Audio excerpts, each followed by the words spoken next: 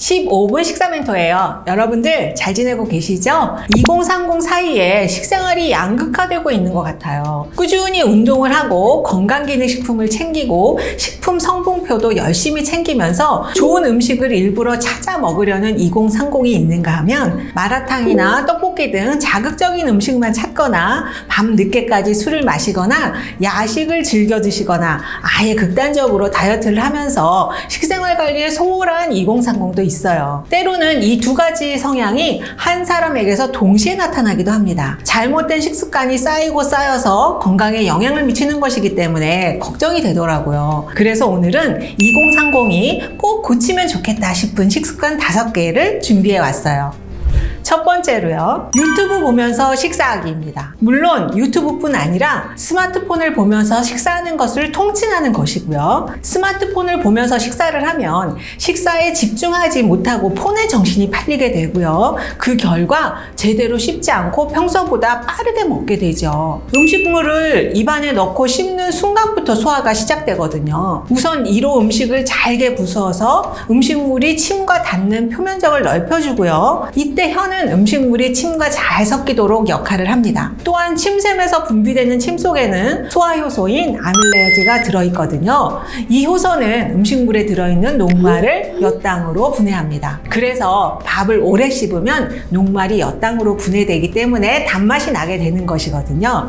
그런데 제대로 씹지 않으면 입안에서의 이런 소화작용들이 충분히 진행되지 못한 채 음식물이 위로 넘어가기 때문에 위에 부담을 주게 됩니다. 특히 대리만족이 느껴진다면서 먹방을 보면서 식사를 하기도 하는데요. 그런데 여러분, 먹방도 중독이 될 수 있다는 사실 아시나요? 먹는 영상이나 사진을 계속 보면 위에서 식욕 촉진 호르몬인 그렐린이 과도하게 분비되어 과식을 유발하게 됩니다. 게다가 음식 사진이나 영상을 계속 보면 뇌 시상하부가 자극돼서 나중에 음식 사진, 영상을 보지 않으면 불안해지는 중독 상태가 될 수도 있어요. 먹방을 일부러 찾아서 멍하니 보게 된다면 주의해야 합니다. 실제로 TV를 보면서 식사를 하면 음식 섭취량이 10% 증가했다는 연구도 있습니다. 식사를 할 때는 TV나 스마트폰을 보지 말고 20분 이상 천천히 씹어서 드시는 습관을 가져주세요. 두 번째로는요, 고기와 술을 좋아하는 식습관이에요. 올 하반기에 발표된 자료에 의하면 통풍 환자가 2030 세대에서 급증했다는 내용이 있습니다. 지난 5년간 20대에서 61.7%, 30대에서 38.1%가 증가했는데요. 배달 음식, 맥주 소비가 주 원인으로 보고 있습니다. 특히 코로나 영향으로 올해는 더 늘어날 것으로 예측하고 있어요. 통풍이란 바람만 스쳐 지나가도 극심한 통증이 있다고 해서 붙여진 이름입니다. 혈액 속 요산 수치가 높아져서 관절이나 여러 조직에 결정 형태로 쌓이게 되고 그로 인해 염증 반응을 일으켜서 심한 통증이 발생하는 질환이에요. 통풍 예방을 위해서는 과도한 음주를 주의하는 것이 필요합니다. 특히 맥주는 다른 알코올 음료에 비해서 퓨린 양이 높게 나타나 통풍에 좋지 않은 술이거든요. 또한 통풍 예방을 위해서는 충분한 수분 섭취를 해주어 통풍을 유발하는 요산을 배출시키는 것이 좋습니다. 고기의 내장류 같이 퓨린 함량이 높은 음식도 주의하는 것이 좋아요. 특히 가족 중에서 통풍으로 고생하신 분이 있다면 더더욱 주의하셔야 합니다. 세 번째로 서구화된 식습관과 과식이에요. 하나의 예로 한국농수산식품유통공사에서 발표한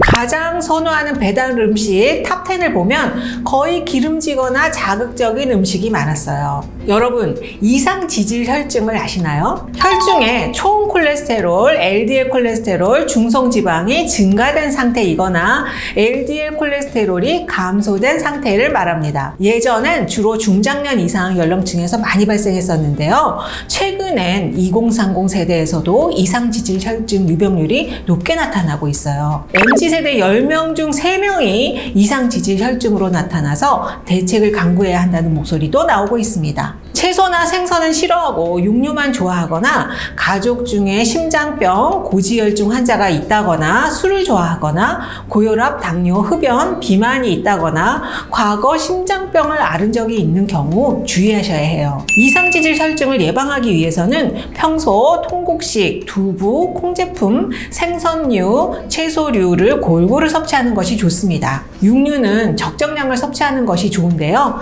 한 끼에 손바닥 하나에 담는다는 정도의 양이면 됩니다. 손바닥에 이만큼 가득 담는 것이 아니고요. 이 안에 손바닥에 적당하게 담는다는 정도로 담으시면 적당한 양이 돼요. 육가공 식품이나 패스트푸드도 자주 섭취하는 것은 삼가해 주세요. 밥, 국수, 빵과 같은 탄수화물도 적정량 섭취하는 것이 좋은데요. 개인에 따라 차이가 있지만 일반적으로 한 끼에 주먹 1개 정도, 즉 한 덩어리 정도의 양을 먹는다는 정도로 섭취하면 좋습니다. 네 번째로는 극단적인 다이어트예요. 일반적으로 자신의 키를 미터로 환산해서 남자는 22, 여자는 21을 곱하면 자신의 표준 체중을 산출할 수 있는데요. 예를 들어서 키가 156cm인 여성이라고 하면 표준 체중은 1.56 곱하기 1.56 곱하기 21, 즉 51kg가 됩니다. 그런데 최근엔 너무나 마른 몸매를 지향해서 무리한 다이어트를 하는 경우가 있어요. 뼈말라족이라는 단어까지 생겼는데 걱정이 되더라고요. 또한 자신에게 적합하지 않은 다이어트 방법을 무조건적으로 따라해서 건강을 해치는 경우도 있어요. 물단식이나 휘성 다이어트 등 일정 기간 동안 혹독하게 다이어트를 하다가 그 후에 관리가 안 돼요. 요요나 부작용이 생기는 경우가 있거든요. 모델 최소라가 물단식을 했었다고 밝혔죠. 하지만 건강이 매우 안 좋아졌다고 절대 하면 안 되는 다이어트라고 말했어요. 아이유도 아이유 다이어트 식단은 지금 절대 안 한다고, 추천하지 않는다고 말했죠. 칼로리 섭취량을 너무 극단적으로 줄이거나 단백질이 부족하거나 탄수화물을 너무 안 먹거나 운동을 하지 않거나 하면 근 손실이 발생할 수 있습니다. 나중에 요요가 발생하기 쉬워지죠. 다섯 번째로 아침을 안 먹는 습관입니다. 2030 세대에서 아침을 거르면 아침을 챙겨 먹는 또래보다 이상지질 혈증 위험이 1.2배에서 1.4배 높아진다는 연구 결과가 나와 있어요. 또한 아침 식사를 하더라도 패스트푸드와 같이 고칼로리, 고지방으로 섭취를 하면 고혈압, 이상지질 혈증의 발생에 기여하는 활성산소가 증가한다는 보고도 있습니다. 그런데 아침 결식률은 같은 2030 세대라 하더라도 1인 가구냐, 다인 가구냐에 따라서 상당한 차이를 보였습니다. 주 3회 이상 아침을 먹는 비율이 다인 가구에서는 53.6%였지만 청년 1인 가구에서는 37%에 그쳤습니다. 잡곡밥, 생선구이, 나물 등으로 구성하면 좋겠지만 시간이 부족하다면 샌드위치에 스프 혹은 샐러드와 토스트, 요구르트 등으로 간단하게라도 섭취하도록 노력하는 것이 좋겠습니다. 여기까지 MZ세대가 고쳐야 할 식습관에 대해서 알아보았습니다. 내용이 좋으셨다면 좋아요와 구독도 꾹 눌러주세요. 다음엔 더욱 유익한 내용으로 찾아뵙겠습니다. 여러분 안녕!